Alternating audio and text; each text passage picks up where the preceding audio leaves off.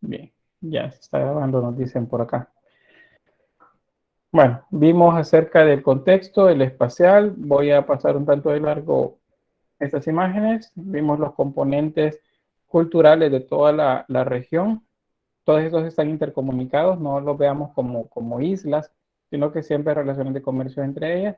Esta es la zona geográfica que más nos interesa, que es la Grecia continental, la Grecia insular y la Magna Grecia, que es esta región de acá. Les decía, es la parte de la península itálica que correspondía a Grecia. De hecho, por eso es que las culturas tanto romana como etrusca van a tener muchas similitudes con Grecia, porque tenían un trato pues, bastante cercano. Ahí la Grecia continental, la Grecia insular y la Magna Grecia. Acuérdense que estos gráficos también se los deben de estudiar para el examen, principalmente porque ahí es donde viene más de algún ítem que tenga que ver con arrastrar la información al lugar que corresponde. Esto pues para ver las diferentes etnias en toda la región. Y temporalmente nos ubicamos que fue posterior a la edad de los metales. Aquí es donde termina la edad, eh, que sería la parte más grande de la edad antigua, y vamos a la última etapa de la edad antigua, que es lo que se conoce como periodo clásico, es Grecia y Roma. Bueno, de esto, acuérdense, son tres periodos los que vamos a ver con el arte griego o helénico. Es el periodo arcaico, el periodo clásico y el periodo helenístico. Luego vimos acerca de las influencias, hay algunos datos que reflexionamos, también lo que tenía que ver con el aparecimiento de la democracia en la región, que eran las polis, eso así punteándolo, pues son núcleos poblacionales eh, donde se ubicaban como los núcleos de desarrollo. Los principales fueron Esparta y Atenas. Y les decía, pues ellos tenían su propio gobierno, su propia moneda, su propio ejército, sus propios templos principales, de manera que eran como un tanto aislados de los demás. Había muchas polis, pero las más importantes eran Esparta y Atenas. Luego, pues esto que resume lo que ya les mencionaba. Luego las clases sociales, acuérdense que clases sociales como tal no habían, se mantiene el sistema de castas, pero acá hay una diferenciación grande entre dos grupos, que son los ciudadanos y los no ciudadanos. Los ciudadanos son únicamente los hombres griegos y los no ciudadanos son mujeres griegas, mujeres extranjeras, hombres extranjeros y esclavos y esclavas. Esos son todos los llamados no ciudadanos y eso significa que no tienen derechos a participar en la vida política y pública. Solamente ese era un privilegio de los denominados ciudadanos, que les repito, pues eran hombres. Esto tiene que ver con que es una sociedad bastante patriarcal, donde el papel de la mujer en la vida pública está bastante relegado. Sin embargo, hay algunos casos que despuntaron, especialmente en teoría, también siendo esposas por ejemplo, la esposa de Pericles, fue muy importante también porque también estuvo inmersa en las artes y así otros ejemplos de mujeres que destacaron. Sin embargo, pues en general, así que podemos decir que en general la mujer estaba relegada de la vida pública y política. Luego las relaciones con los diferentes pueblos de los alrededores. Luego vimos sobre la religión. Es una religión muy cercana al ser humano. Los dioses se ven como humanos y participan de muchas de las pasiones, de los dolores y de los sentimientos humanos. La gran diferencia es que los dioses son inmortales, o sea, pueden enfermarse, les puede doler algo, pero nunca van a morir, a diferencia de los seres humanos. Un dato que sí se me escapó mencionarles el día de ayer es que los dioses tienen completo control del destino de los humanos. Si iban a uno de esos lugares llamados oráculos, en donde las pitonisas o quien correspondería dar la profecía, por así decirlo, de qué era lo que iba a suceder, si se los decían que iba a suceder, era entonces que sí iba a suceder. No era que tal vez sí, tal vez no. Eh, Dijeron, una de esos oráculos decía por ejemplo, que a Cronos lo iba a vencer uno de sus hijos. Y por más que hiciera Cronos, pues eh, no pudo evitar que Zeus le quitara el trono. O sea, por más que hubiera hecho, siempre iba a ser vencido por su hijo. Entonces eso significa que el control del destino está dicho una vez lo pronuncian como en una profecía, es lo tipo una profecía.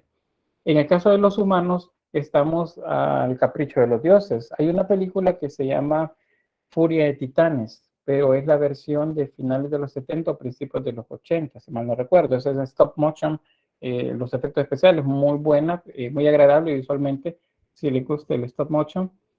Y resulta que ahí, cuando Teseo, o Perseo, perdón, cuando Perseo, pues comienzan las acciones es porque pues Zeus lo toma como si fuera un muñeco, porque tiene una maqueta enfrente de él, tiene una maqueta donde hay un teatro y hay diferentes personajes que están como en una, ¿cómo se llama eso? Como en una, no vitrina, como un estante. Ahí están muchos personajes. Toma uno de esos personajes como un muñequito, digamos, un soldadito, y lo pone en el teatro. Y está hablando con alguien más acerca del destino de él. Y resulta que cuando Perseo abre los ojos está dentro de un teatro, porque ahí lo depositaron los dioses. O sea, eso nos ejemplifica el poder total sobre el destino de los humanos que tienen los dioses. Eso, el control completo lo tienen ellos. Preguntaban ahí, la película se llama Furia de Titanes. Es la, la película de los 80, me parece que principios de los 80 o finales de los 70, por ahí. Que por cierto, hubieron dos refritos, o sea, dos remakes, como le dicen, de esa película en años recientes. Y en la primera que sacaron, hay no recuerdo cómo le llaman, es un guiño es a la película original. Sale un búho, lo agarra un búho robot y luego ven y dicen, no, este no sirve y lo tiran por allá. Ese búho es parte de la película Furia de Titanes, de la versión pues viejita, como decimos comúnmente. Se la recomiendo, esa versión es muy, muy interesante.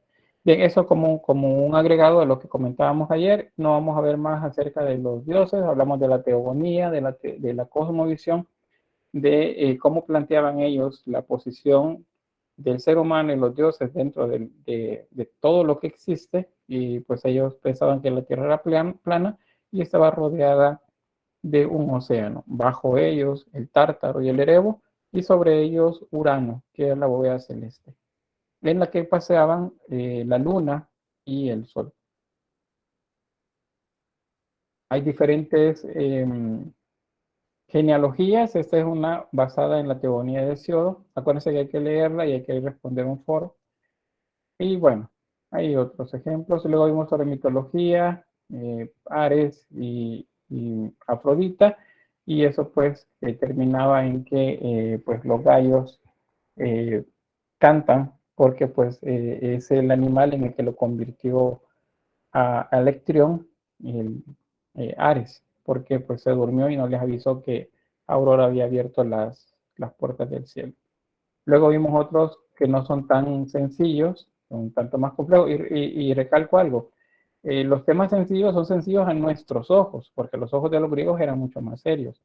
Igual lo que se refiere al enamoramiento o el amor, eh, pues ellos plantearon también mucho sobre ello. Hay bastantes mitos referidos a ellos y hay mucha poesía también en ellos. En el mito de Eros y Psique también hay mucha poesía. Y luego también poesía en el mito de Dafne y Apolo, que nos viene a explicar algo pues a nuestros ojos muy sencillo, que es el rocío de la mañana y por qué el rocío desaparece cuando el sol lo toca, o el sol lo baña.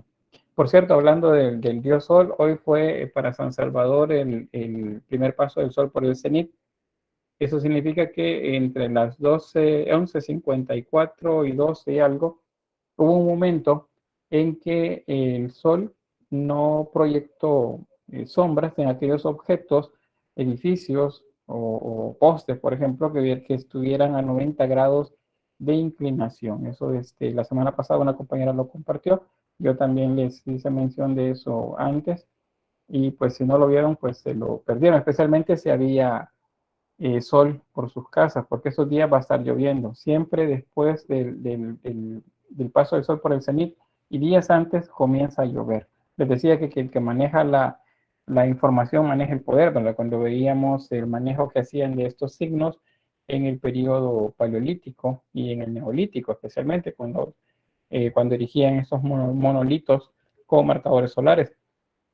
De acá en adelante comienza a llover, eso se sabe, y nuestros antepasados lo sabían al observar las sombras de los monolitos que ellos utilizaban también, que eran las estelas, como las de Quiriguá o las de Copán, por ejemplo. Pero eso, bueno, lo van a ver ustedes en la historia 3.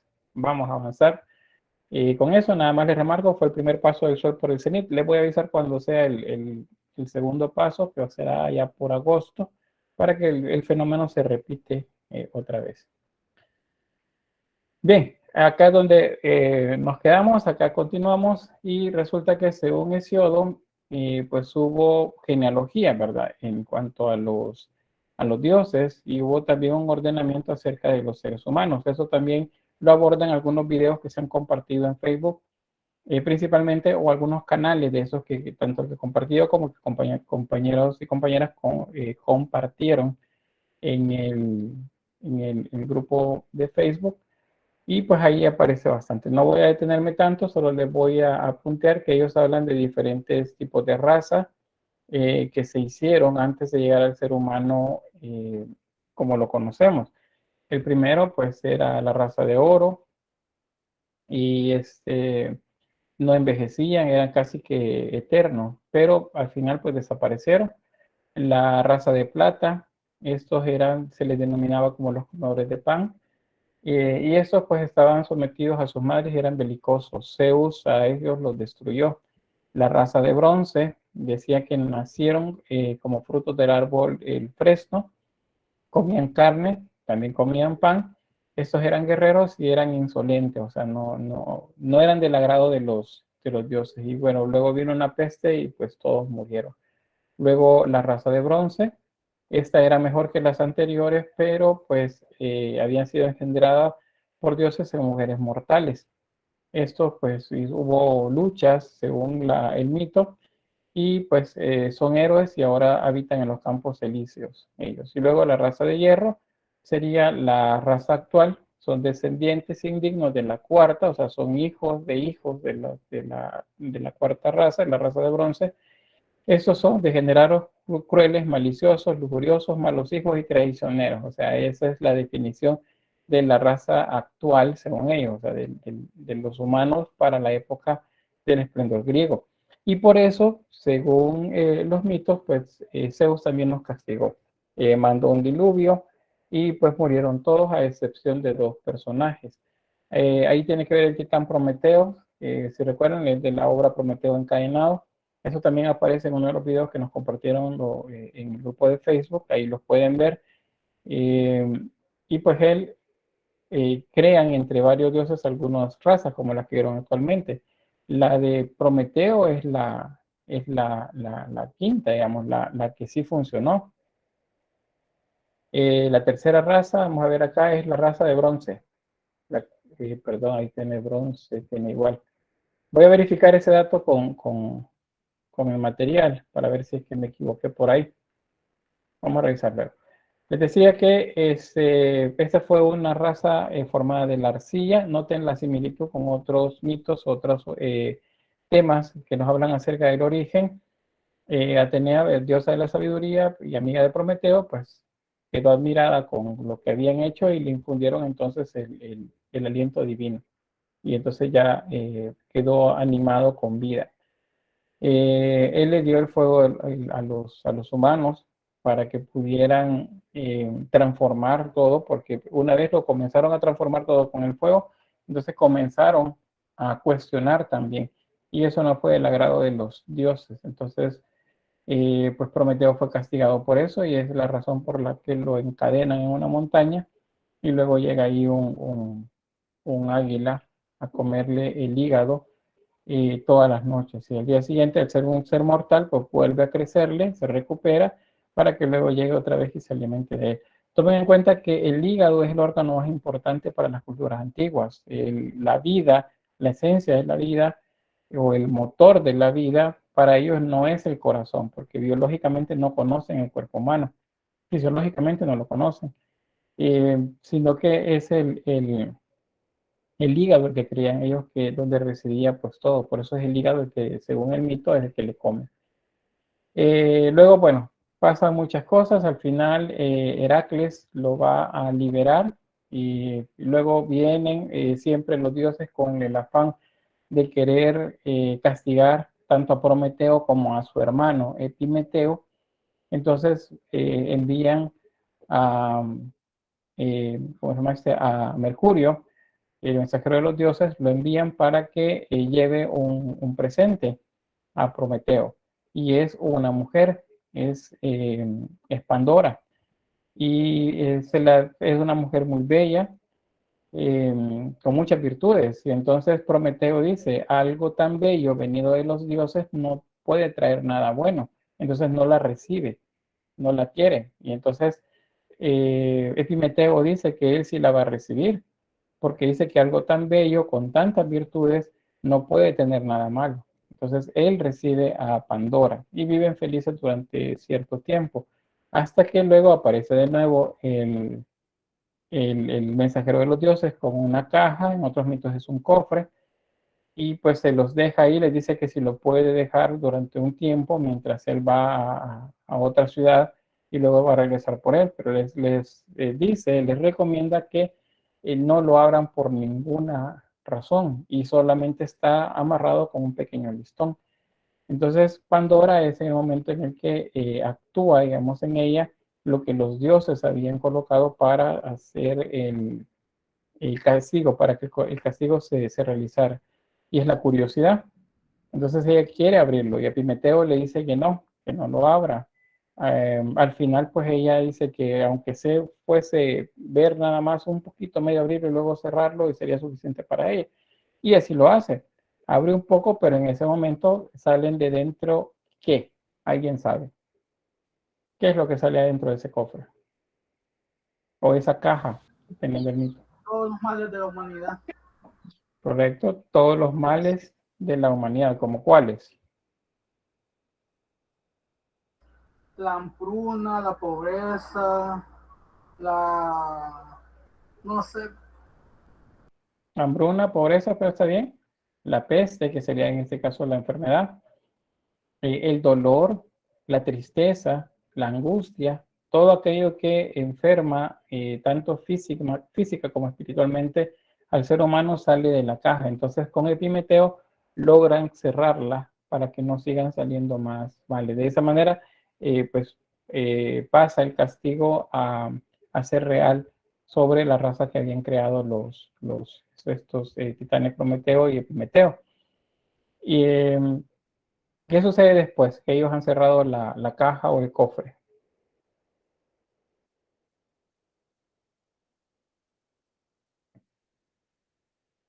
Nada. No salió lo último que fue la esperanza. Muy bien, había algo adentro que les rogaba porque la dejaran salir. Les decía que les iba a ayudar a aliviar el dolor y el pesar que tenían. Y así lo hacen. Y entonces cuando abren ellos la caja una vez más, resulta que lo que sale de dentro es la esperanza. Y por eso se dice que la esperanza es lo último que queda, ¿no? La esperanza es lo último que se pierde, porque era lo último que había dentro de la caja o el cofre que Pandora abrió. Ahí ya tenemos idea, pues, del mito de Pandora. Yo sé que sí lo conocían.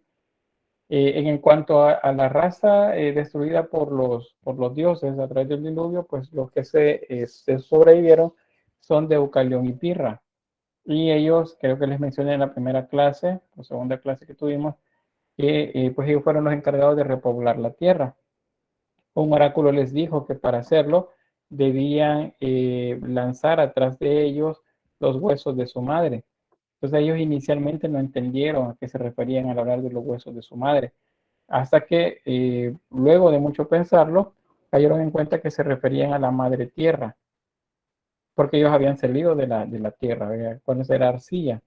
Entonces agarraron piedras que tomaron como los huesos de la madre y mientras caminaban los lanzaban hacia atrás. De las rocas que lanzó Deucalión nacieron los hombres y de las que lanzó Pirra nacieron las mujeres. Y eso es como la explicación del origen de los humanos para los griegos. Acá se los he, digamos que entre parafraseado y mezclado varios mitos para explicárselo, porque son mitos mucho más complejos. ¿Y porque son tan complejos? Porque tienen tantos protagonistas, tantas historias que van a vertir siempre en el mismo punto, convergen en el mismo punto. Es porque el origen de los griegos era algo que les ameritaba pensarlo mucho, discutirlo, hablar con los que sabían más, con los filósofos acerca de qué era lo que pudo haber sucedido para que el ser humano se desarrollara y por qué tenía tales o cuales características. Bien, hasta ahí cerramos entonces. Alison dice, bien, no hay problema, no hay problema. Bien, vamos entonces con la arquitectura, cerramos la etapa de el contexto. Y vamos a seguir viendo algunos aspectos de esto porque pues algunas historias las vamos a conocer a través de las imágenes que vamos a ver, pero aquí vamos ya a la parte técnica del arte. Iniciamos entonces con la arquitectura. En cuanto al núcleo poblacional de los griegos, dentro de las polis había un lugar muy especial que era donde se juntaban los edificios más importantes, públicos o privados. Y esa es la Acrópolis. Entonces, una Acrópolis era una ciudad que quedaba en una zona alta, casi en la mayor parte de la ciudad griega es así, hay una pequeña colina y entonces ahí se construían los edificios para los dioses o para los líderes, pensando en la idea de que en el Monte Olimpo, ¿verdad? Que el palacio de los dioses estaba en una montaña. Entonces algo así es lo que hacen ellos por acá. La función también tiene que ver con la defensa del territorio y también por lo que la motivación religiosa, que es que esté en un lugar alto. Por eso es que es amurallado. Todo el espacio es amurallado y se accede a él únicamente por una sola entrada, que son los propíleos, que es esto que vemos por acá. Esta es la reconstrucción de la Acrópolis de Atenas. Así es como se cree que fue en su momento de mayor esplendor. Ahí tenemos el Partenón, que es el edificio dedicado a la diosa Atenea. Tenemos el Erectión o templo de Erecteo, que se considera la tumba de un rey mítico griego, no es un rey comprobado históricamente, sino que los mitos nos dicen que fue el primer rey de Atenas. Acá hay otros aspectos también, como el olivo de Atenea, tiene que ver con uno de los mitos, las murallas defensivas, la Atenea Promachos, que es la que estaba en la parte externa, una escultura de más de 8 metros de altura. Por cierto, dentro del Partenón había una que solamente aparece descrita y hay una imagen como a manera de registro gráfico de lo que fue. Ese se llama la Atenea Partenos y esa medía más de 12 metros de altura y estaba cubierta de oro. Entonces entenderemos por qué ya no está, ¿verdad? Era de metal y encima cubierta de oro, pues le retiraron el oro y luego fundieron el metal. Esa es una de las razones por las que mucha de la escultura griega se perdió. Aunque actualmente, por cierto, nosotros veamos, y adelantándome al área de escultura, veamos que la escultura griega está en mármol, realmente los griegos hacían más escultura en bronce que en mármol. Pero el mármol es el que más ha sobrevivido hasta nosotros, gracias a las copias que los romanos hicieron de las esculturas antes de fundirlas. O sea, los romanos conquistaron Grecia, acuérdense, se llevaron mucho del arte que tenía, les gustaban las imágenes, pero estaban hechas en bronce. Y a los romanos les interesó el bronce porque era el insumo para hacer herramientas y armas. Entonces mandaban a hacer una copia en mármol y luego fundían el original. Por eso la mayor parte de esa escultura se perdió. Y mucha de la que vamos a ver, de hecho, en escultura, acá en escultura griega, es copia romana. Igual que pintura. La pintura griega la vamos a conocer más bien por el desarrollo de la cultura romana, porque pintura griega no hay en abundancia. Pero bien, vamos a avanzar aquí con la arquitectura. Acá una vista panorámica de la Acrópolis. Vean que está en un lugar bastante alto. Esta es la ciudad actual. Está en alrededor, por cierto, en Google Chrome pueden ustedes ir, y aunque no se puede tener muchas vistas de la parte alta, sí se puede movilizar en las calles aledañas.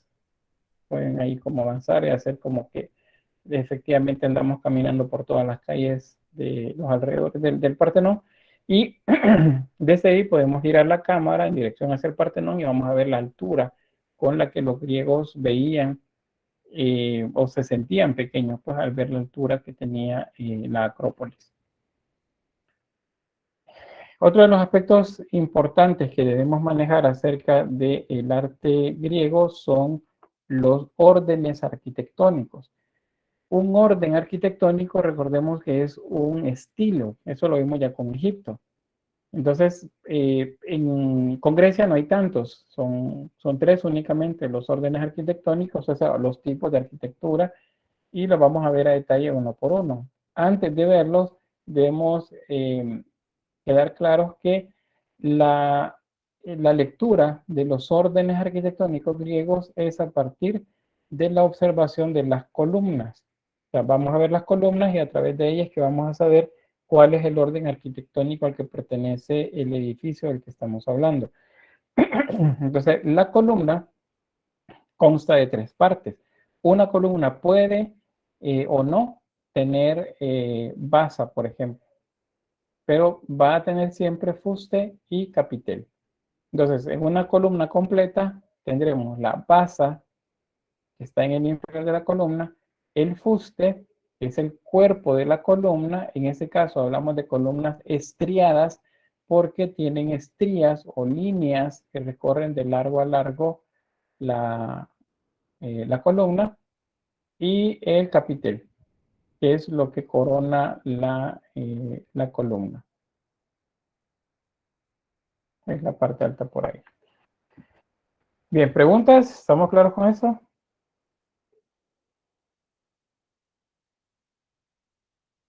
Silic. Vaya, bien. Avanzamos entonces. El primero de los órdenes arquitectónicos a observar es el orden dórico. Este es un poco más austero, es un orden monumental, es grueso, es ancho, tanto en su base, la parte superior es un tanto más angosta, y este carece de basa como tal, solo tiene basamento, pero el basamento es parte de la estructura del templo. Entonces el basamento luego debería de ir en la base de la columna, pero en el orden dórico no hay base, solamente vamos directamente del basamento, pasamos a la columna. Entonces es una columna estriada y la parte superior consta de un capitel bastante como aplanado, que tiene dos elementos, que es el equino, que es tiene curva, es como la parte de una esfera, la parte inferior de una esfera, y el ábaco, que es cuadrado, acá. Entonces, tenemos el basamento, el fuste y el capitel, acá. Luego lo que sigue en el templo es el entablamento y luego la cubierta, que normalmente los templos griegos son cubiertas a dos aguas, o sea, tienen dos lados, como lo que decimos acá con los techos. Un techo a dos aguas es que tiene dos caídas que son opuestas una a la otra. Bien, el orden dórico se asocia a la virilidad. En la lectura de la arquitectura, diríamos entonces que el templo es masculino cuando veamos la columna dórica en el exterior. debería eso determinarnos entonces qué tipo de divinidad o cuál divinidad es la que está adentro del templo. O sea, si el templo es masculino, lo lógico es que la imagen a la que está dedicada ese templo sea masculino. O sea podría ser Zeus, podría ser Apolo o cualquier otro de los dioses. Pero no es una regla que se cumpla al 100%. Hay algunos casos en los que no es así. Ya les voy a mostrar luego un ejemplo de esos en los que pues no se cumple esa premisa. Sin embargo, para la mayoría sí. Si el templo es dórico, significa que la divinidad adentro es masculina. Bien, el siguiente orden arquitectónico es el denominado jónico. Y este está asociado históricamente a lo femenino. Se emplea entonces principalmente a los edificios con advocaciones femeninas o maternales o dedicadas a la fertilidad. Ese es el orden jónico. Acá es casi que igual, el 100% de los templos, dentro de ellos hay una divinidad femenina. En el dórico, acuérdense que no siempre se cumple. Hay casos en los que no. Pero en el jónico es casi que el 100% que se cumple. Si el templo es femenino, en cuanto a su constitución de orden arquitectónico, adentro tiene que haber una divinidad femenina entonces. ¿Cómo está constituida la columna jónica? Pues tiene una base, vean, acá está el basamento, luego tiene la base, luego el fuste, que es estriado, este es más esbelto, no es tan robusto como el dórico, sino que es más esbelto, más delgado, la parte inferior es más angosta que la parte superior, y está coronado por un capitel que consta de estas formas como helicoidales o de caracol que se llaman volutas. Es el nombre de eso. Volutas y el astrágalo, que es esta parte de acá, estos como pequeños cuadritos que se ven, y las ovas, que son estos elementos acá en la parte interna del capitel. Paula dice, Dick, si ellos son teólogos y pues básicamente tienen muchos dioses, ¿ellos tienen templos para todos ellos o solo los principales? Bien, la palabra teólogo está mal empleada ahí. Supongo que lo que quiere decir es que son politeístas, o sea, que tienen muchos dioses. Vean, los templos sí, los más grandes, los principales son para divinidades principales, pero hay templos para divinidades más pequeñas que son públicos. Y están también las divinidades de culto privado. Esas son las que se les rinde culto dentro de la casa. Los lares, por ejemplo. Un lar es un dios benefactor para el hogar. La diosa Fortuna es una divinidad que se celebra hacia adentro de la casa. Y así otras más, que son divinidades más de culto privado. Pero en general, para los templos públicos, la mayoría de divinidades tenían su templo en orden de importancia. Una divinidad, como por ejemplo Zeus, tenía un templo muy grande. Atenea tenía un templo muy grande.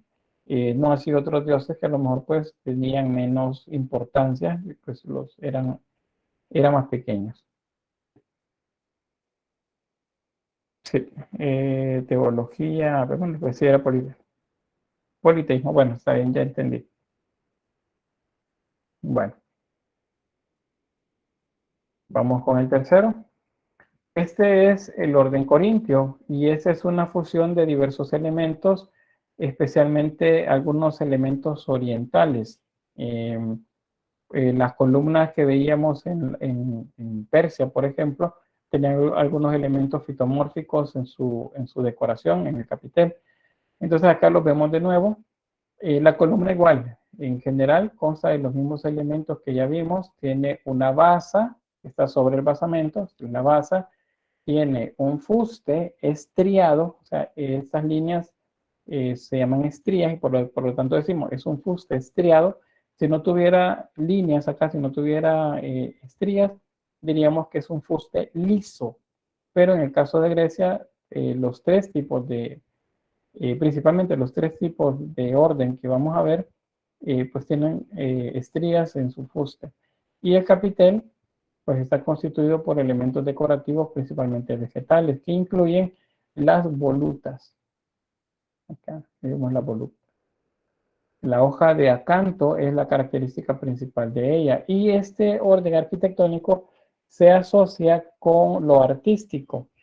No significa que los dioses que están dentro sean los patronos de los artistas o sean artistas ellos como tal, sino que se le considera como más bello, más hermoso, y por lo tanto se lo dedicaban a los dioses que para ellos se consideran como más importantes y que tenían algún vínculo con alguna de las artes que ellos hacían. Este es uno de los que más van a gustar, y muchos de los templos pues, van a tener bastante elementos del orden corintio. Un mito asociado a esto, y es que pues un escultor muere su amada, le hacen el funeral, y él pues llegaba siempre a llorar su muerte a la tumba. Y entonces una de las diosas se apiada de él, y de las lágrimas que salieron pues crecen hojas de mármol. Esas hojas las toma este escultor y las coloca en la columna para recordar siempre a su amada. Ese es como el mito alrededor del origen de esta. Por eso se asocia el orden corintio hacia lo artístico, a lo estético, a lo bello. Bien, esos son los tres tipos diferentes. Acá vemos un esquema acerca de cómo es que están constituidos los templos griegos. Hay un basamento que les decía, es como la base sobre la cual se construye todo el templo. Esto está hecho por niveles, de manera que se vean gradas, porque la idea es ir subiendo. Ustedes van a entrar al templo, entonces van a subir, ya sea por una rampa o por eso a manera de niveles de escalón, van subiendo hasta llegar al nivel donde se encuentra la divinidad. Primero tenemos la, la denominada naos, que sería la nave principal del templo. Luego la cela, el anta, la columna in antis, que sería el pórtico principal del templo. Y al fondo estaba la divinidad a la que estaba dedicada el templo. Dentro de ella también había un espacio para los tesoros dedicados a la divinidad. Acá un esquema de uno de estos templos. Hay una regla que los griegos hacen acerca de la construcción de los templos. Y es que, por ejemplo, la cantidad de columnas laterales está determinada por la cantidad de columnas en el frente, contando siempre las de la esquina. O sea, siempre que contamos las del frente, contamos las de la esquina. Y siempre que contamos las laterales, contamos también la de la esquina. La regla es bastante sencilla. La cantidad de columnas laterales es igual al doble más 1 de las columnas que tenemos enfrente. O sea, si de frente tenemos 2, 4, 6 columnas, le sumamos una y es 7. Por 2 serían 14. Entonces las contamos acá, tenemos 1, 2, 3, 4, 5, 6, 7, 8, 9, 10, 11, 12, 13, y me hizo falta 1, la número 14. Pero es 14 columnas las que deberían salir acá. Entonces serían, no, es el doble más 1, sería entonces el doble más 1. Ahora, si aquí hay 6, serían 12 más 1, 13. No, entonces está bien. Yo estoy contando mal. Es 2, 4, 6. Y ahí, pues es una fórmula la que ellos hacen, matemática, que sirve para la construcción pues, de la fórmula matemática, que por lo tanto constituye la belleza del templo. Acá ejemplos del Partenón. Este es el que les mencionaba, es el templo que, a pesar que las columnas que observamos en la parte frontal, y bueno, en todo la constitución del templo son masculinas, ¿vean? Son de orden dórico.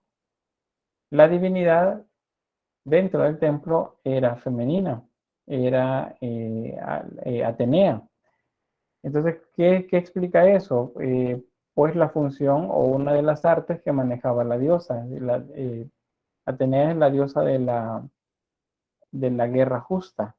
Entonces, era un templo dedicado pues a valores que los hombres eran los que los realizaban, los hombres eran los que iban a la guerra. Entonces, el templo o tiene esa caracterización masculina, que sería la columna dórica, pero la divinidad interna es mujer, es Atenea.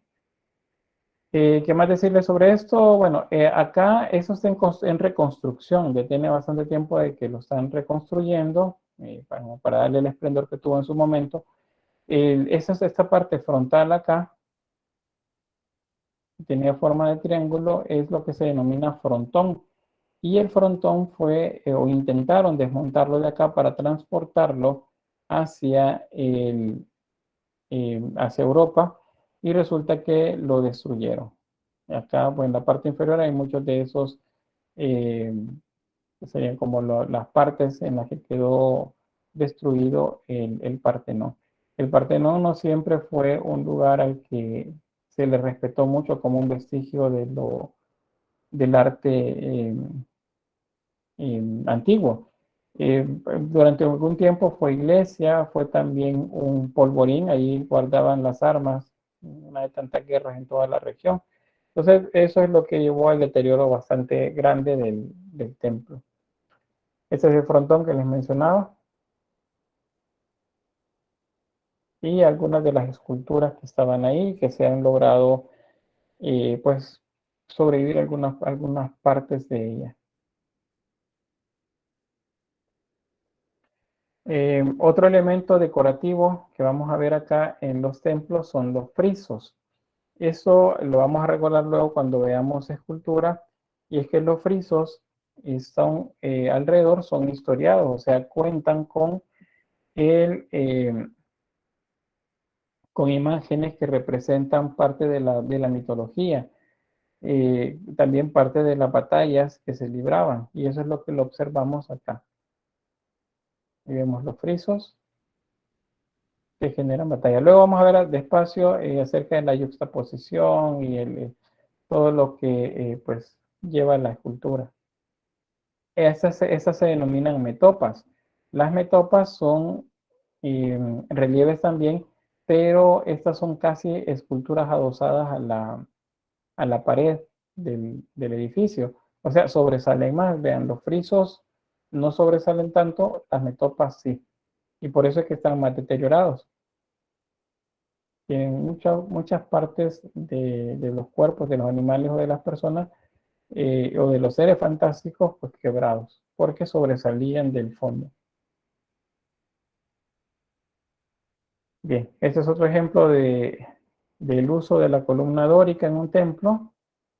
Este no se alcanzó a terminar, se sabe que pues lo abandonaron, nunca fue terminado el templo, pero ya prácticamente la constitución de las columnas y el entablamento pues ya estaba, ya solo la cubierta seguramente les hacía falta de esta. Y la columna es dórica. Este es otro templo importante en la Acrópolis.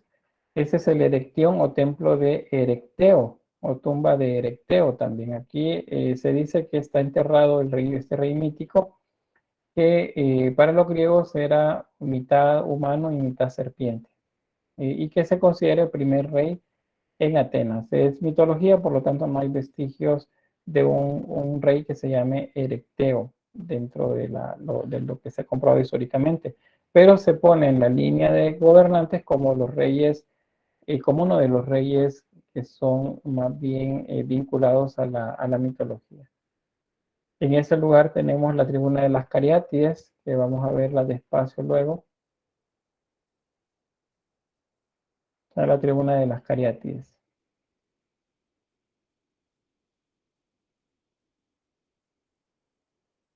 Acá. Dice, ¿por qué tiene orden jónico? Es lo que les mencionaba acerca de que no es al 100% que se cumple lo de la divinidad dentro que corresponda a las columnas, porque el templo de hecho es femenino en general. De hecho, en las imágenes que ven aquí, esta es una alegoría a las columnas jónicas. Si ustedes lo observan bien, aunque el capitel no sea jónico, no tenga volutas, pero el fuste es muy elegante y estas líneas verticales lo que nos muestran es un equivalente a las estrías del jónico. Y luego, bueno, vamos a ver esto más despacio cuando veamos escultura.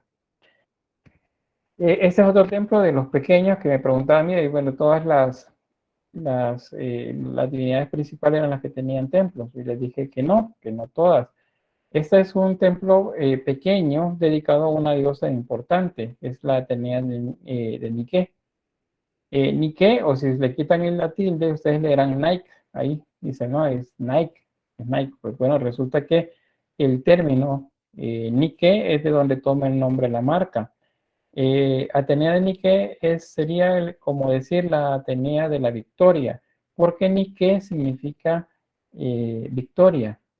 Y si se han visto algunas esculturas de Minerva, tiene en una mano, tiene a una figura pequeña, como una mujer, con alas.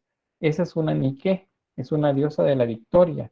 Entonces ella tenía en su mano la diosa de la victoria porque era la diosa de la guerra, ¿verdad? Ella siempre ganaba. Entonces las Nike también llegan a tener templos en diferentes partes de Grecia, porque se le da culto a la diosa que fomenta, que cuida la victoria de los pueblos griegos. Y el estilo es jónico en ese caso, o sea que sí corresponde la divinidad al estilo, al orden arquitectónico de la estructura. Luego tenemos los teatros, el teatro de Epidauro, este es uno de tantos que hay en Grecia. En todos los lugares donde los griegos estuvieron siempre habían teatros, porque los teatros servían como un lugar en el que las personas podían llegar a tener, a informarse de lo que acontecía en Atenas o en diferentes polis, porque se trataban temas sobre eso, ¿verdad? Sobre la actualidad. Pero también habían casos en los que lo que se hacía era una representación de una historia en la cual se estaba satirizando a los dioses o se estaba satirizando a los reyes o a los monarcas griegos. Entonces, por eso ustedes ven Prometeo encadenado, Edipo rey, Electra, las nubes y así otras de estas tragicomedias griegas, también latinas, porque luego los romanos también van a utilizarlas. Ellos también tienen teatro, solo que los edifican de manera diferente. Pero para los griegos entonces el teatro es algo muy importante. Y eran espacios al aire libre que tenían una forma determinada en función del aprovechamiento del sonido. Porque imagínense, por ejemplo, este que ven acá, bueno, de hecho es el mismo, el de Epidauro, tenía un aforo de 14,000 personas, o sea, podían estar 14,000 personas adentro del teatro. Y el último de ellos, tanto como el primero, podían escuchar lo que se decía acá en el escenario. ¿Y eso a qué se debía? Pues a la buena utilización del lugar como como de aprovechamiento acústico, para que el sonido no se pierda y se proyecte más bien fuerte desde acá hacia las personas que estaban sentadas en los graderíos. Ahí tenemos otros ejemplos, y bueno, de otras vistas sería del mismo ejemplo. Ese es otro dato importante. Vean la construcción. ¿Dónde está hecho? Pues en la ladera de la colina. No han elevado nada que nos diga que hicieron varios niveles para hacer las graderías que están al final, que están al fondo.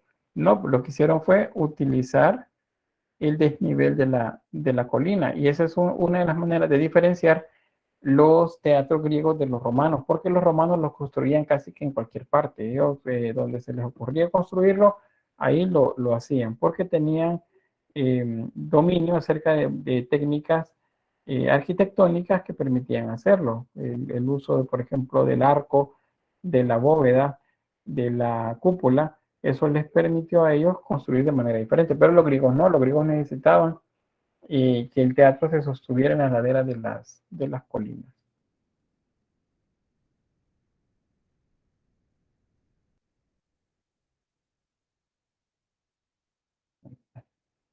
Bueno, aquí parte de la estructura que luego lo van a ver. Imagínense estar acá abajo, en medio de tantas personas, y que todo lo que se esté diciendo acá se proyecte para que todos lo escuchen. Es un avance muy grande por parte de ellos en lo que se refiere al estudio de la acústica. Acá, actualmente nosotros, bueno, nos cuesta en la universidad, si estuviéramos en alguna de las aulas, estuviéramos en una clase presencial, verán que la mayoría se escucha mal, los que están al fondo casi no oyen. Y eso es porque los edificios no fueron construidos en términos del aprovechamiento acústico. Solo los auditorios sí, pero las aulas no. Y si han estado ya en clases en las aulas del tercer nivel de la escuela, pues ahí es casi que peor, porque los ventanales tan grandes en el fondo, pues hacen que la voz se proyecte hacia el fondo y el docente está hablando fuerte muchas veces, casi no se le escucha. Entonces eso era algo que pues lo estudiaron y pudieron eh, resolverlo pues los griegos. ¿Alguna pregunta hasta acá?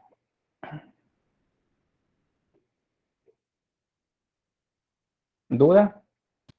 ¿Qué ¿Aporte? son los parodos? Porque están a izquierda y derecha. Eran como espacios para que se ubicaran los que acompañaban a los, ¿cómo se llama eso? A los que estaban actuando en el escenario. El escenario estaba acá. Esta zona, de hecho, era para la orquesta, porque tenía acompañamiento, lo que se estaba desarrollando acá. Entonces, esto eran como para el apoyo de los que estaban por aquí. En términos de teatro, pues cada elemento tiene su nombre, no los conozco todos, les diré nada más cómo funcionan, pero no pues la etimología o exactamente qué era lo que había ahí. Bueno, avanzamos. No sé si hay alguna pregunta o aporte.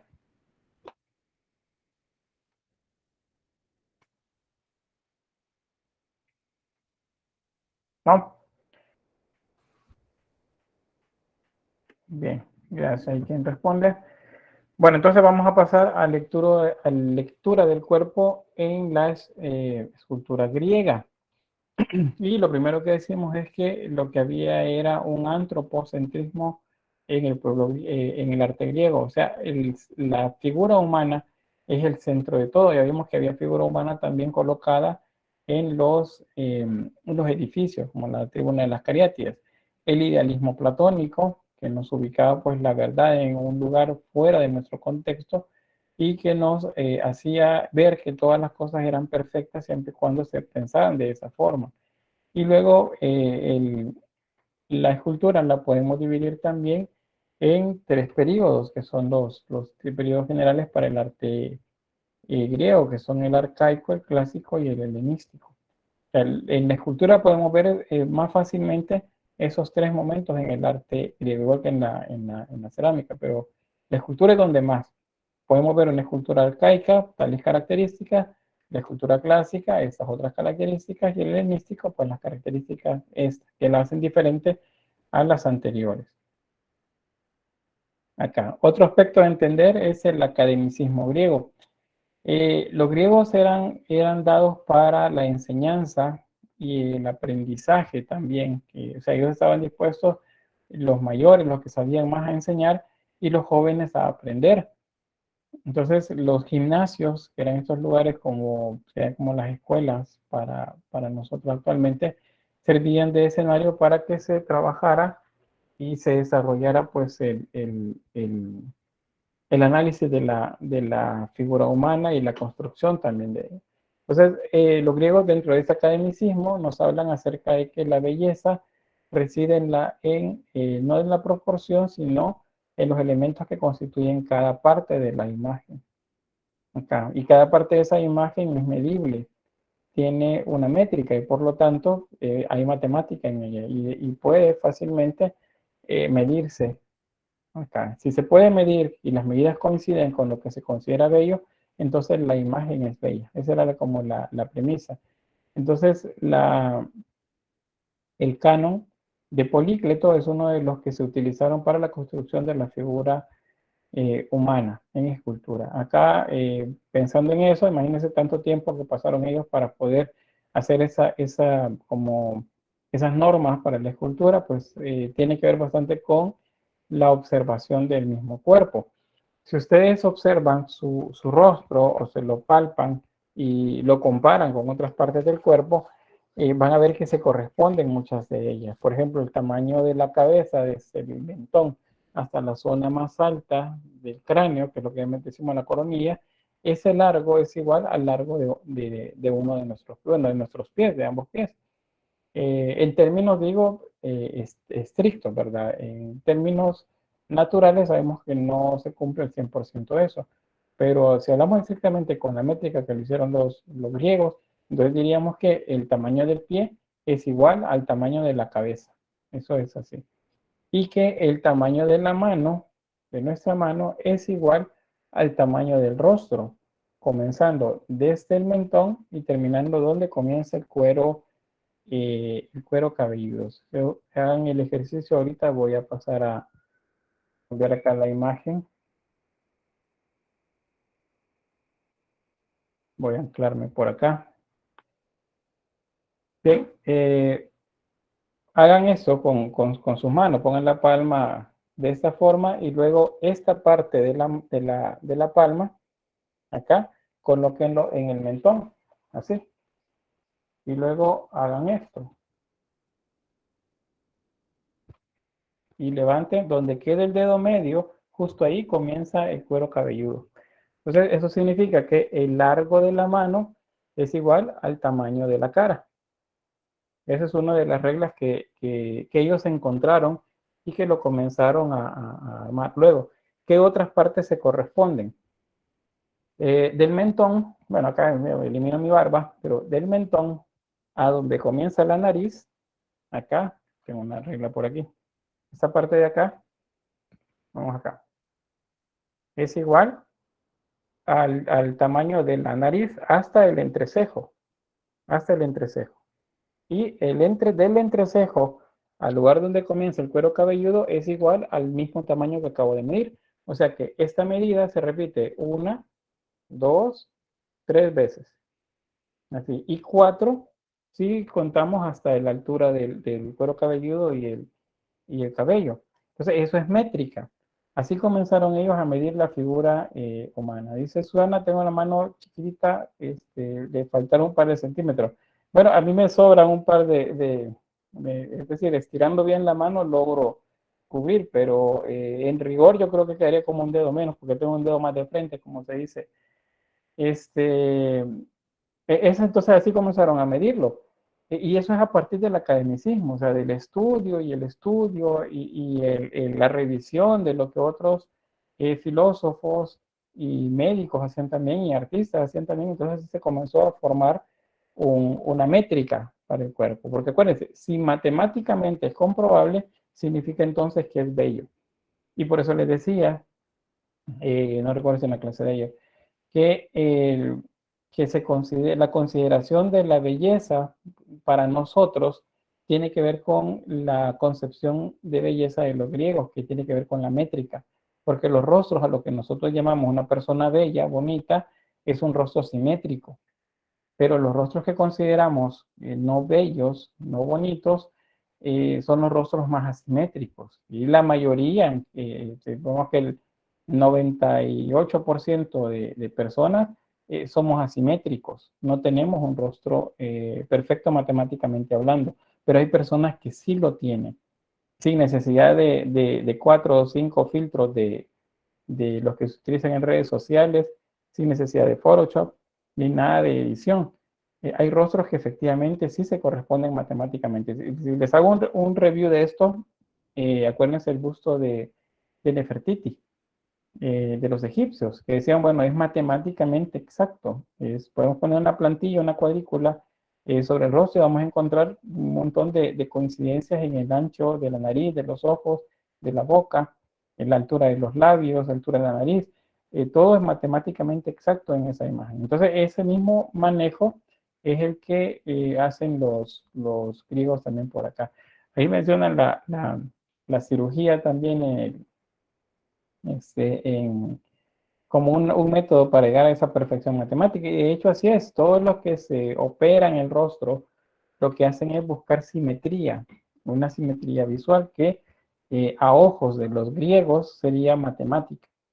Entonces eso por ahí. Un dato más, el ancho del ojo, por ejemplo, es igual al ancho de la nariz. Entonces, ustedes miden un ojo desde la lacrimal hasta la parte externa, esa medida es igual al ancho de la nariz, en un rostro simétrico, les recuerdo. Y la boca es igual al ancho de dos ojos, o sea, de aquí a acá tenemos el ancho de dos ojos.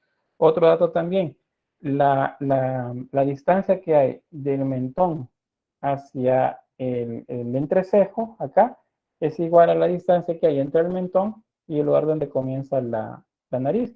Pueden hacer ustedes eso acá, ponen el dedo pulgar en el mentón, luego lo colocan en el entrecejo y hacen esto hacia atrás y van a ver que van a tocarse la oreja porque es el mismo ancho. Entonces, cuando ustedes están haciendo dibujo en dibujo del natural, bueno, no sé si están haciendo ya figura humana, pero cuando lo vayan a hacer, uno de los errores que más veo yo en la imagen es que las manos quedan pequeñas. Veo los dibujos de anatomía artística y las manos están pequeñas. ¿Y cómo puede ser que las manos estén pequeñas así? Bueno, se los dije yo acá en la historia, se lo estoy diciendo acá. Dije porque eso será dentro de un año que ustedes estén en anatomía. No, el otro ciclo está en anatomía, de hecho. Y dentro de un año están haciendo dibujo de figura humana. ¿Cómo es posible que la mano les quede pequeña con respecto al tamaño del rostro? Si esa es la medida. Ustedes ven el rostro, de ese tamaño es la mano. Ven el tamaño de la cabeza, de ese tamaño es el pie. Eso es así. Cuando hablamos en términos también de idealismo, en términos reales, que es lo que nosotros vemos, es como me veo yo, como nos vemos la mayoría, y resulta que no somos simétricos al 100%. Voy a volver a la diapositiva para, vamos a ver cómo me desanclo de acá.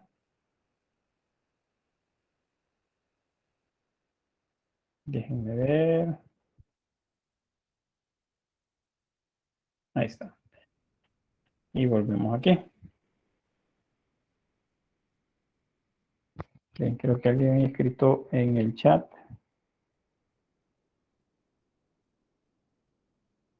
Bueno, la mano pequeña, que decía Susana, Suchit dice que tiene la cara grande, Miguel dice creo que mi mano es pequeña, me llegó hasta el entrecejo. La otra medida sí me salió, bueno, podría ser, aunque depende de cómo se coloque esto por acá, y para ver dónde está. Dicen, bueno, las cirugías también son otra forma de llegar a la perfección matemática. Él sí dice, hay gente que hace videos analizando la simetría del rostro de los famosos. La mayoría de los que son considerados más guapos son los más simétricos, sí, pero hay algunos que se consideran guapos o guapas y son rostros asimétricos. Y de hecho, al partirle el rostro en dos mitades y analizarlas cubriendo una y luego cubriendo la otra, en una puede que se estén riendo y en la otra puede que estén serios o enojados. Y sin embargo, el rostro se ve bien. También ustedes seguramente les habrá pasado que han dicho ustedes, porque lo sienten, o alguien se los ha dicho de otra persona, o ustedes también, es una frase que decimos, es que tiene un algo que no sé qué, es que tiene un no sé qué. Entonces, ese no sé qué tiene que ver también con el carisma. No solamente es la parte física, sino también el carisma, que es lo que hay alrededor de la imagen de la persona, que es lo que lo hace también atractiva visualmente. Eso es algo también de interés que lo conozcamos. Bueno, luego dice, Katia dice, y si alguien es muy cachetón, es lo mismo. No importa el ancho de los, digamos que el cachetón, estamos hablando de que tenemos mucha mejilla. puede que el rostro sea simétrico siempre. Puede que sea simétrico. ¿Y cuando no se considera entonces bello? Bueno, digamos que tiene un lado de la cara más grande que el otro, un ojo más pequeño que el otro, y es muy, muy evidente.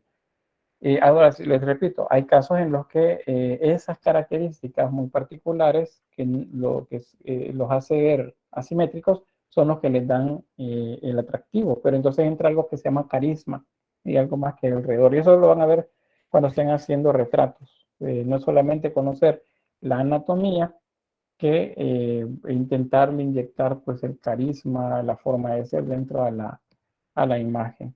Ahora bien, volvemos al academicismo y tomando en cuenta lo que vimos en la manera como nos comenzamos a medir nuestro rostro, diremos que los griegos entendieron eso. Ellos comenzaron a ver esa relación entre las diferentes partes del rostro, por ejemplo. Pero cuando intentaron o quisieron más bien hacer una representación de la figura humana, la mejoraron, o sea, le aplicaron criterios simétricos, y eso es a lo que se le denomina canon. Eso es el canon. El canon es tomar una parte de nuestro cuerpo para medir el resto del cuerpo. Por ejemplo, el tamaño del cuerpo se mide a partir del tamaño de la cabeza. Acá, como lo hacía Polícleto y otros escultores más. La cabeza podía estar repetida 7 veces en la altura del cuerpo, y entonces el cuerpo se considera bello. O podía ser, dijo otro escultor, dijo, no, la belleza del cuerpo es si tiene 7 cabezas y media de altura. Y entonces estableció 7 cabezas y media a la altura y comenzó a encontrar la relación. Y fíjense que luego esa relación sirve para encontrar la misma simetría en el cuerpo, que nos ayuda a construir la figura humana. Y les repito, los griegos lo hacían idealizando, que es lo que veíamos, bueno, por acá, el idealismo platónico. Acá, idealismo platónico. Las figuras se idealizan en eso, es decir, se hacen más simétricas para que sean más comprobables matemáticamente. No digo, bueno, las hacían más simétricas para hacerlas más bellas. No, las hacían simétricas para hacerlas matemáticamente comprobables. Porque si las comprobaban a través de matemática, significaba que la belleza estaba presente en la esencia de eso que habían realizado. Hay que ver qué otro dato por esto bueno, el rostro, les dije, la cabeza sirve para la construcción de la figura humana, y el ojo, el largo del ojo, sirve para la construcción de todo el rostro. Se plantea un canon, por ejemplo, en el que la altura de la cabeza, desde el mentón hasta la altura más alta, la parte más alta del cráneo, es igual a 7 ojos, o sea, el largo de 7 ojos. Y el ancho de la cara es igual al ancho en el que igual se miden 5 ojos, o sea, 7 sobre la vertical, 5 sobre la horizontal. Y ese rostro quedaba perfecto, quedaba muy simétrico en su construcción. Y luego de perfil, de la punta de la nariz a la parte más profunda de nuestro cráneo, era igual a 7 ojos también. Y entonces ese 5 en horizontal por 7 en vertical, más otros 7 de profundidad, eran los que le daban la perfección matemática al rostro cuando lo hacían. Y entonces aquí entendemos por qué todos los rostros griegos, especialmente del periodo clásico, todos se parecen, todos se ven iguales, porque se aplican estos criterios matemáticos para la construcción. Bien, veamos.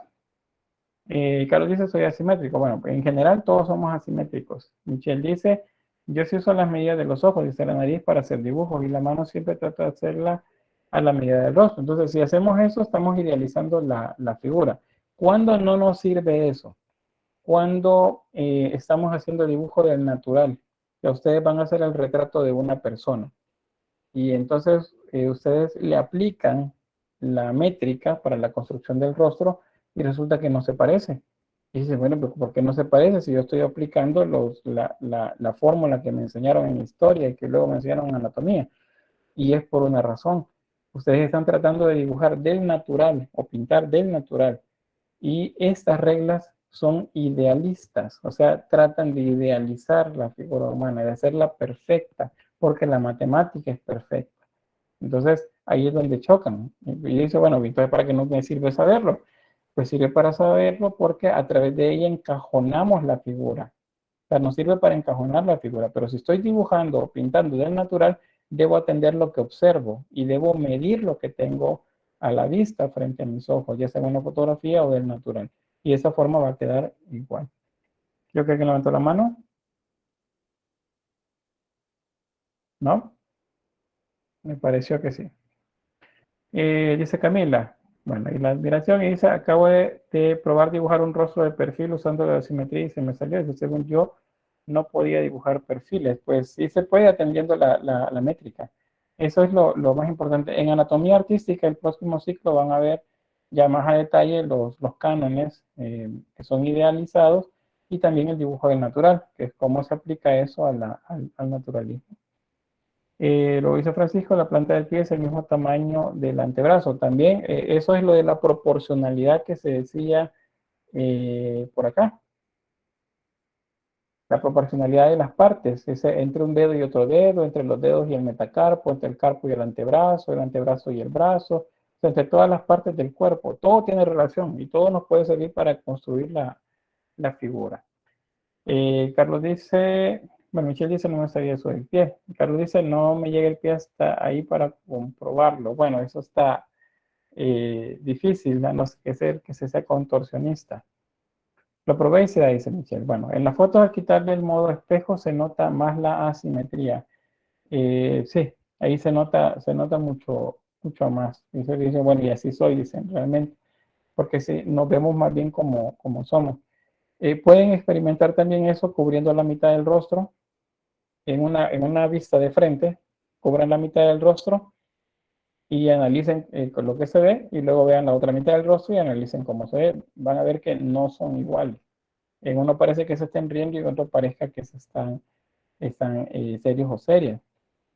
Ahora, la unión de todo eso es lo que armoniza nuestro rostro. Y le repito, lo siguiente es el gesto, es el carisma también que tenemos y que proyectamos. Por eso es que no nos sintamos mal al no ser simétrico, ¿verdad? Que es como lo que aspiraría la sociedad actualmente, ese ideal de belleza que se tiene actualmente. Pero no es así, no solamente eso. Muy simétrico puede ser alguien en su construcción fisiológica, el rostro, pero puede que tenga un carácter de los diablos y eso pues nunca va a pesar más que lo otro. Es que pues eso no es como para que estemos ahí tratando de usar más filtros, ¿verdad? Y que salgan diferentes, más simétricas las imágenes, pues eso no es así, hay que aceptarnos tal cual somos. Bien, los griegos, eso sí les diré, no se aceptaban como eran. Para ellos había que idealizarse. Aquí entramos ya a cómo hacían ellos la figura humana.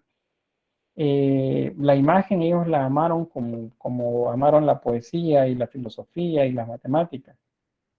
Reflejaron esa belleza, esas matemáticas, esa poesía en las imágenes que hacían, como lo ven por acá. Esta pose de este Apolo, es una imagen de Apolo, representa justamente poesía, representa simetría, representa ritmo, movimiento, armonía, representa muchas cosas dentro de la poesía griega también, dentro del arte como tal, el arte plástico. La figura humana entonces era necesario conocerla en extremo para describirla y luego explicarla también. Muchos de estos escultores hicieron tratados en los que explicaban acerca de la figura humana, o sea, explicaban acerca de cómo funcionaban, cómo eran, qué se hacía, todo eso lo realizaban. Otro aspecto, o dos aspectos más, es la belleza, que ya la vimos, el desnudo, que es lo que no habíamos mencionado. La figura humana para los griegos es bella si está desnuda. Y la desnudez entonces es prácticamente la forma de hacer escultura para ellos. No es un tipo de escultura y había otras esculturas que tenían ropa y otras que no. No, en general la escultura para ellos es perfecta, es bella si está desnuda. Y vamos a ver algunos casos en los que la figura humana tiene tela encima, tiene un lienzo sobre el cuerpo, pero aún así logramos ver a través de ese lienzo la desnudez, porque para ellos eso era lo importante. ¿Qué más acá? El desnudo, bueno, era bello porque el cuerpo se ajustaba a las leyes de proporción. Acuérdense, a través de eso se puede ver la proporcionalidad. En el caso, por ejemplo, de la figura humana masculina y femenina en las imágenes, se puede leer esa diferencia también. Bueno, si el canon lo aplican a la figura humana, ¿hay diferencias entre el canon masculino y el femenino? Y la respuesta es sí. Habían fórmulas que se aplicaban a las mujeres y a los hombres.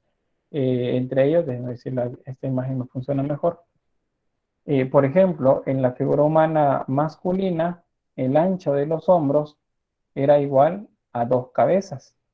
El tamaño de 2 cabezas desde el deltoides, donde inicia el deltoides, bueno, desde la mitad del deltoides hasta la otra mitad del deltoides, acá, que es el músculo del hombro. Medía 2 cabezas de ancho. Y en la cintura, la figura masculina medía 1 cabeza y media de ancho, de acá, de cadera. Y en el caso de la figura femenina, el ancho de hombros, a ver si hay una acá, el ancho de hombros en la figura femenina es de 1 cabeza y media, acá. Pero en las caderas es igual a 2 cabezas de ancho. Y eso corresponde anatómicamente a la representación masculina y femenina que hacían ellos por acá. En esa época, los hombres tenían los hombros anchos y las mujeres los hombros angostos. Y por el contrario, la figura femenina, las caderas anchas y los hombres las caderas angostas. Esos son rasgos que lo define también la construcción ósea de los cuerpos. Y así lo construyeron ellos. Entonces, no era un solo canon, sino que eran 2 cánones los que utilizaban.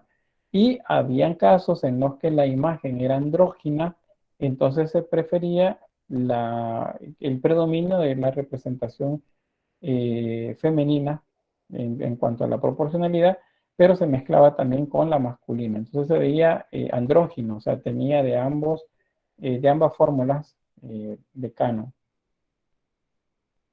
Bueno, volviendo ya a la belleza, Apolo es uno de los dioses masculinos que se retoman como símbolo de la belleza, así como Venus se retoma también como símbolo de la belleza en la figura femenina.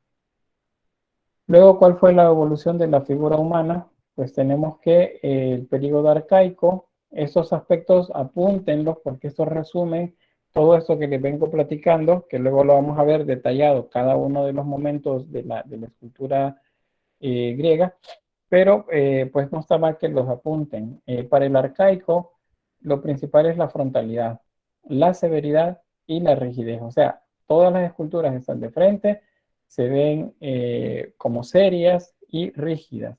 El periodo clásico, el movimiento, el equilibrio y la simetría son las características. Entonces, los cuerpos no están frontales, no están solo viendo hacia el frente, sino que se contorsionan, se mueven un poco.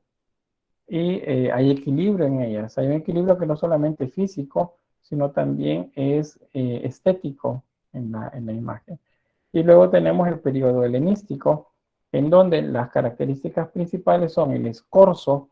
El escorzo es la perspectiva aplicada a la figura humana. El dramatismo, o sea, la sensación que transmite la imagen a través de las expresiones de los protagonistas de la escultura, y el movimiento exagerado también de ellos. Entonces, esos son los 3 momentos por los que vamos a ver despacio la escultura griega. ¿Alguna pregunta?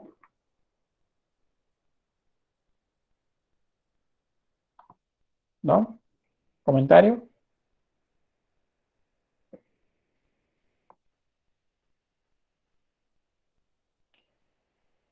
¿Por qué varios no tienen brazos? Bien, esa es una pregunta interesante. Vamos a ver con esta de acá. Y es que las esculturas, pues, la mayoría de estas se encontraron soterradas. El edificio, digamos, se caía una parte y entonces al golpear una viga de madera o las tejas cuando caían o un trozo de mármol, lo primero que golpeaba eran las partes que sobresalían de la escultura. Entonces se cortaban brazos, manos, piernas, cabezas, en muchos casos también. Son pocas las que se han encontrado de esta forma. Otro dato también que les menciono con eso es que muchas de las que sí están completas tienen las partes del cuerpo como unidas a otros elementos que sirven de cuña. Y se fijan acá, esto que luego tiene una serpiente enrollada por acá, es como un tronco de un árbol que tiene varias ramas, pues esas ramas resulta que topan en el cuerpo. Eso es porque están sosteniendo la figura. Sirven como un andamio, sí, sería como un andamio para sostenerla. Noten también, el otro brazo está pegado ahí. Esto sirve para sostener también. Y luego el otro brazo está pegado a la cabeza. Esto sirve también para darle más fuerza. En cambio, los brazos que estaban separados del cuerpo, principalmente, pues se golpeaba la escultura y se quebraba. Y muchas de esas partes, pues nunca se recuperaron. Por eso es que a la fecha, muchas de las imágenes no tienen brazos. Bien, ¿aquí más? Carlos dice, me sorprende la diferencia en la escultura del periodo arcaico al clásico. Sí, de hecho estamos hablando del... El arcaico comienza alrededor del año 800 antes de Cristo. Y vamos viéndolo por acá, el séptimo es cuando ya está en apogeo, pero el clásico comienza del siglo sexto al cuarto. O sea, hay una diferencia de 200 a 300 años acá. Y entre este y este hay una diferencia de 100 años más o menos.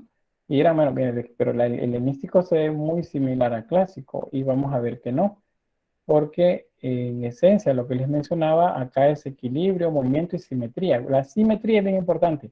La simetría nos dice que hay un canon aplicado a la construcción de la figura y por lo tanto hay razones matemáticas que se pueden leer en la construcción del rostro.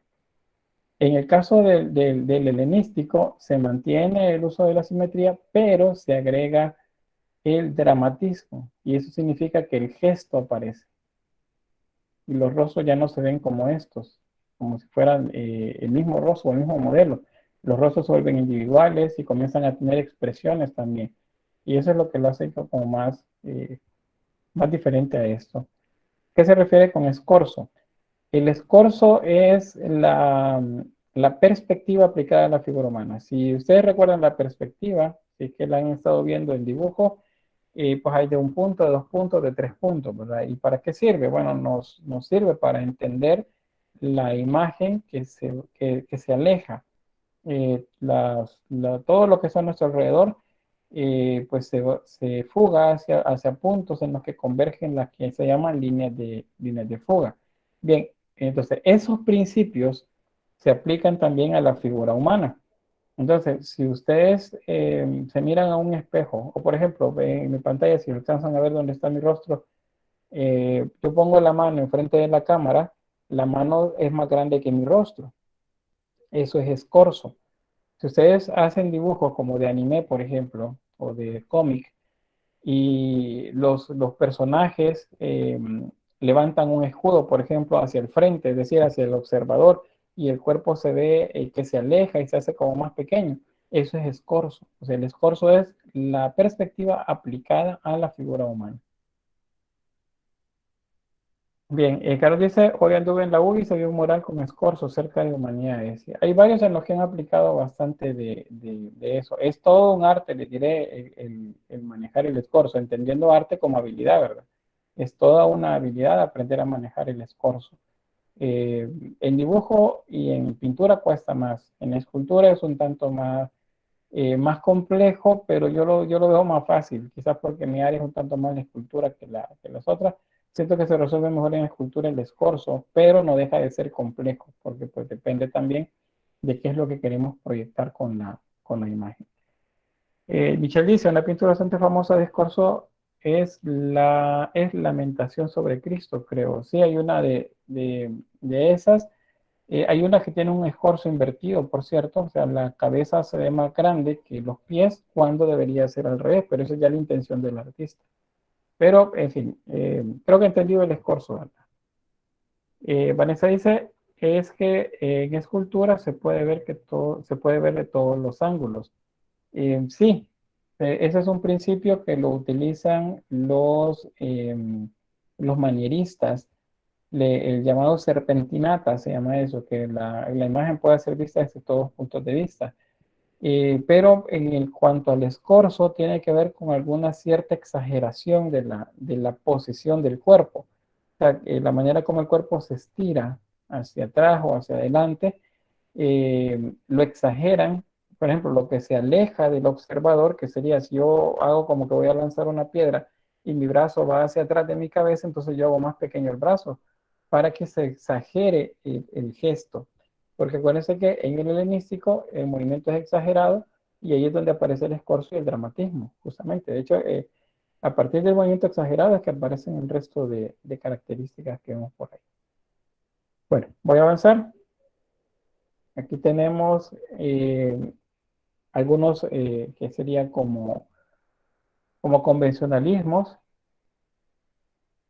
de la civilización egipcia. Para recordar, el pie izquierdo va adelante, hay un bloque cerrado en donde los brazos y piernas no se independizan. Si recuerdan, los cuerpos están pegados. Si recuerdan las imágenes de los faraones, como Miserinos, por ejemplo, los brazos estaban pegados a las caderas o a las piernas y el pie izquierdo hacia adelante.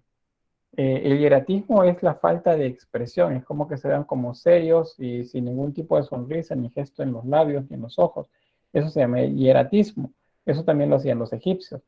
Las soluciones geométricas que ellos hacían para el pelo y la anatomía, o sea, hacer rizos a partir de líneas, de cilindros, por ejemplo, era una manera de resolverlo.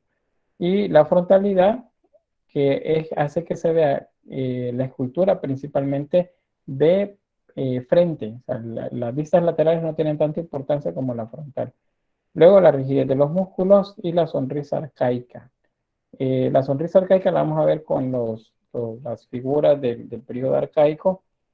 Es como una sonrisa fingida, es como esas sonrisas que vemos en las redes sociales.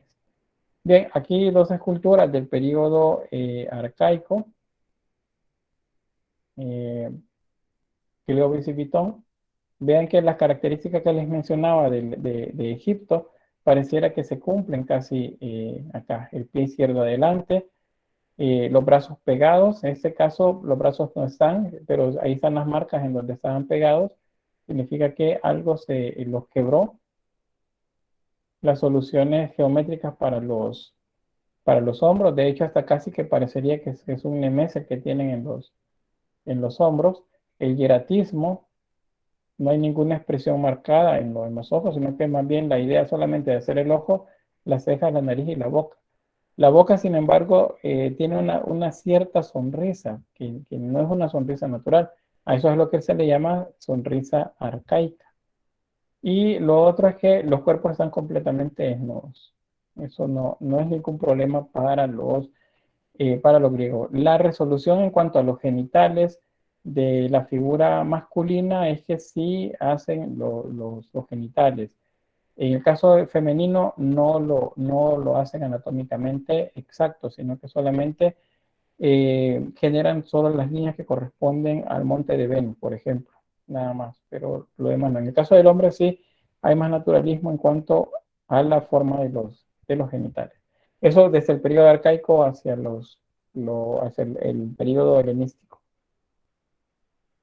Veamos qué más acá en el chat. Dice Vanessa, es que en escultura, bueno, eso no ya lo vimos. Carlos dice, inquieta bastante la sonrisa. Y Sofía dice, a mí la nariz me perturba un poco. Veremos que a medida que va avanzando el tiempo, cuando hablemos del arcaico, pues se va a ir cambiando eso. Entonces, punteamos acá el periodo arcaico. Los tres aspectos principales son la frontalidad, la severidad y la rigidez. O sea, están viendo de frente, el cuerpo está para ser proyectado en la vista frontal. La severidad significa que pues no se ven relajados, ni se ven como sonriendo, ni teniendo ningún tipo de expresión en su rostro. Y la rigidez, están como quietos, como si se hubiesen congelado en el tiempo. Y aquí tenemos esas tres imágenes que nos muestran también el desarrollo desde la más antigua hasta la más tardía. Sería la más temprana y la más tardía, la más antigua, la más reciente. A la figura masculina desarrollada en este periodo se le denomina Kuros. Ese es el nombre que se le da a la figura masculina, Kuros. Me dice, bien, no hay problema, Ibrahim, no hay problema, Susana, no hay problema. Si no puede entrar luego, pues la clase la voy a subir al aula.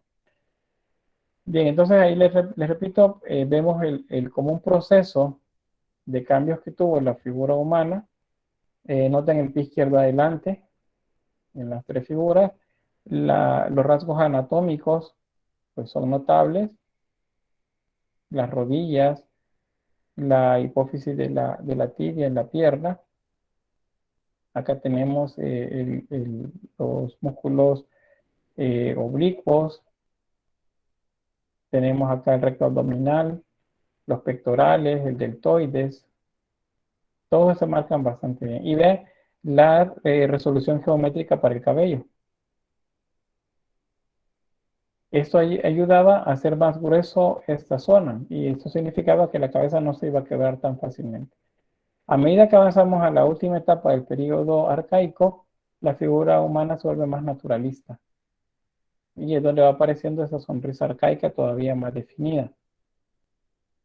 Acá vean los oblicuos, el recto abdominal, los músculos en los brazos, el deltoides, acá el bíceps, los pectorales. En el caso de las piernas, lo más marcado es la rodilla. Y ahí. Tenemos las corae. Corae es el nombre que se le da a la figura femenina en el periodo arcaico. Y estas, como norma también, es que uno de sus brazos está adelantado hacia el frente, como si estuviese exponiendo u ofreciendo algo. Por eso se considera que estas imágenes eran sacerdotisas. Por cierto, las imágenes de los curos se consideran atletas. Muchos dicen que son representaciones del dios Apolo, porque es un dios juvenil. Y eso es lo que se piensa. Pero hay otros que consideran que más bien son los que ganaban los Juegos Olímpicos, por ejemplo, fiestas en las que pues se honraba a los vencedores haciéndoles una escultura.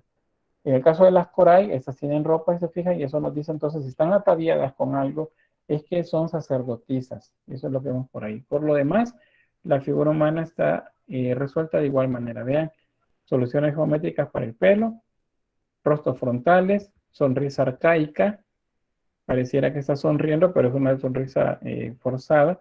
El brazo hacia el frente, acá tiene el faltante. Acá, esta por cierto es una reconstrucción. ¿Qué nos dice eso? Que la escultura griega desde el periodo arcaico era polícroma. O sea, esta figura se veía así. ¿Y cómo se sabe? Bueno, pues hay vestigios de pintura en toda la escultura. En toda la imagen hay vestigios de pintura, por ahí. Y a partir de eso se reconstruyen cómo pudo haberse visto. ¿Por qué las pintaban? Porque la idea era hacerlo lo más natural posible. ¿Y qué pasaba si la escultura estaba desnuda? Pues entonces se pintaba con un color piel cercano al color piel de ellos, para que se viera lo más naturalista posible. Se pintaban los ojos igual, por la misma razón. Acá tenemos dos esculturas más de este periodo. Bueno, antes Sofía decía que qué quería decir Kuros y Coray. Kuros, les dije, es el nombre genérico para la figura masculina. Y Coray es el nombre genérico para la figura femenina del periodo arcaico. O sea, son nombres con los que se denominan a las figuras de hombres y a las figuras de mujeres respectivamente. Luego tenemos estas dos imágenes. La que les señalo en este momento es el moscóforo. El moscóforo es una imagen popular de Grecia. Lo va a hacer en los siguientes siglos también, en los siguientes periodos.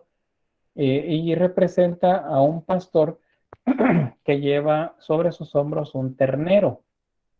Esto es interesante porque lo vamos a ver luego cuando aparece el periodo paleocristiano.